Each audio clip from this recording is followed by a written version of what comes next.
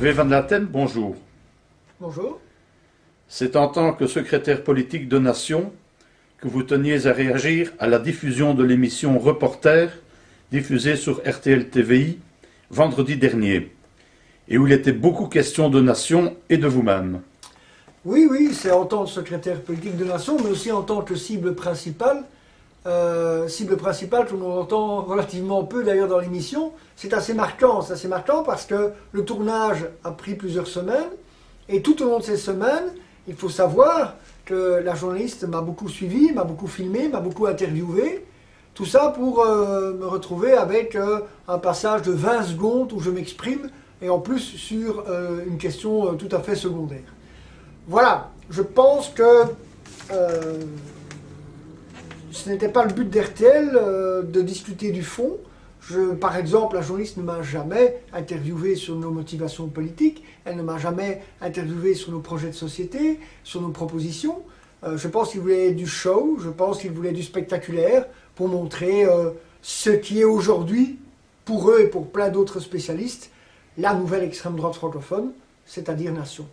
Bon, on savait que ça allait être comme ça. Moi, je pense que c'est relativement bon signe que le système politico-médiatique ne veuille pas qu'on m'entende beaucoup. Ça veut dire que ce que je dis les dérange. Ça veut dire que ce que je dis est audible pour les braves gens. Ça veut dire que ce que je dis ne fait pas peur aux gens. Donc, le fait qu'on m'entende très peu et qu'on me laisse très peu la parole est relativement bon signe. À part le fait qu'on ne vous ait pas donné la possibilité de répondre vraiment à propos de votre passé politique, que pensez-vous du reste de ce reportage ? Écoutez, moi je ne suis pas journaliste, donc je n'ai pas de jugement technique à porter là-dessus. Évidemment, on a eu droit aux amalgames habituels. Évidemment, on a eu droit au montage d'images faites de telle manière à ce qu'elles soient, évidemment, à ce qu'on choisisse les images les moins flatteuses. Évidemment, on a rappelé un engagement politique vieux d'il y a 25 ans. Mais bon, voilà, on ne s'attendait pas à autre chose de la part du système politico-médiatique. C'est pas grave, on a un grand dos, on a l'habitude de ça. Ça ne nous détournera évidemment pas et ça ne nous freinera pas, bien au contraire, dans notre mission, qui est d'être le mouvement, de construire le mouvement qui est là pour défendre les Belges. Vous voulez apporter quelques précisions par rapport au mouvement ? Tout d'abord parce que dans le reportage, c'est fait de telle manière qu'on pourrait croire que nous avons des rapports avec tous les mouvements qu'on voit dans ce reportage. Alors je voulais quand même préciser deux choses bien clairement.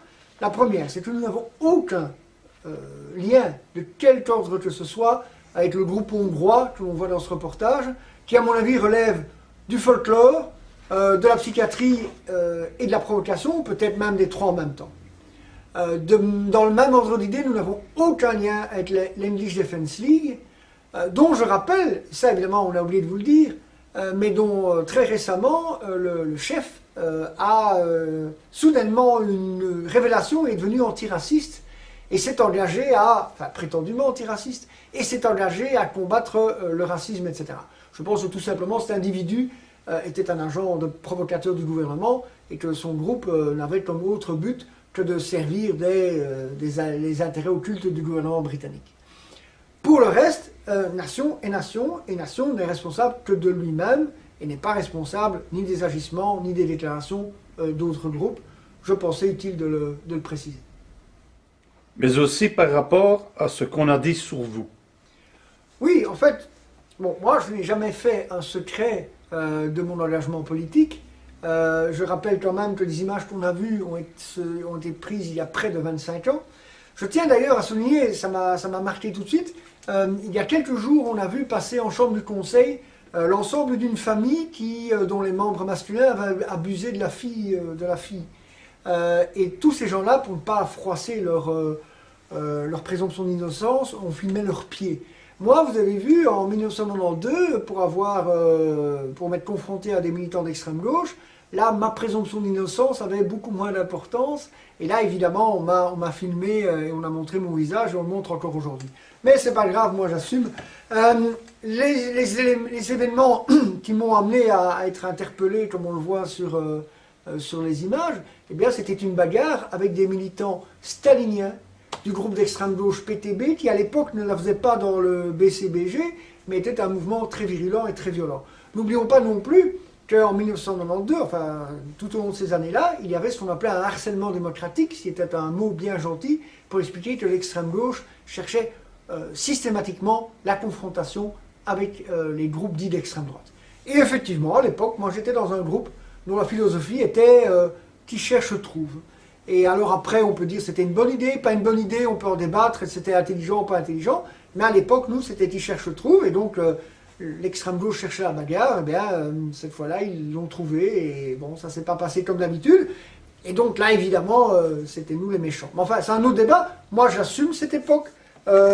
Maintenant, quant à m'expliquer sur l'ensemble de mon engagement militant de l'époque, je suis prêt à le faire dès que les politiciens traditionnels qui, à l'époque, eux, étaient engagés à l'extrême gauche, eh bien, lorsqu'ils s'expliqueront sur leur engagement dans des groupes révolutionnaires, antidémocratiques, pro-terroristes, etc., eh bien, lorsqu'ils s'expliqueront, je me ferai un plaisir, moi, de venir expliquer le pourquoi et le comment de mon engagement, et même peut-être de reconnaître les parts d'erreur qu'il y a eu dedans. Mais avant ça, j'ai aucune raison ni de me justifier, ni de m'expliquer, ni de m'excuser, tant que les anciens d'extrême gauche ne le feront pas.